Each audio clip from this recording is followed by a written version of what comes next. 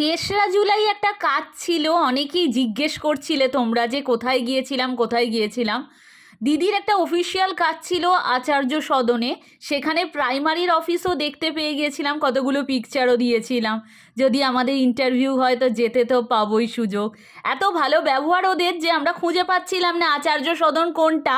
ওরা দেখিয়ে দিল, তারপর ওখানে প্রচুর টিচার গিয়েছিল, ঠিক আছে, সার্টিফিকেটের জন্য। তো সেই জন্য আচার্য সদন দেখিয়ে দেওয়ার পর সেখানে চলে গিয়েছিলাম। তারপর দিদি আর আমি ভাবলাম সিটি সেন্টার চলে যাই একটু, মানে সিটি সেন্টার 1 আর কি, 2 তো তোমরা জানোই। তো চলে গিয়েছিলাম, ওখানে বিভিন্ন ধরনের ব্র্যান্ডস দেখলাম, মোচি, তারপর হচ্ছে আমেরিকান টুইজ, ভেরোমোডা, ওনলি, সব কিছুই, সব ব্র্যান্ডেড, মানে ব্র্যান্ড কালেকশনগুলো ওখানে দেখলাম। ম্যাক্সে গিয়েছিলাম, শপার স্টপেও গিয়েছিলাম, প্রচুর ছেলেদের আর কি ওয়াচের কালেকশন দেখলাম, মেয়েদেরও নেই তা না, ভালো লাগলো। ঠিক আছে, মোচি থেকে তো জুতো কিনতে পারবো না, মিনি শোতে গিয়েছিলাম, খুব কিউট কিউট জিনিস।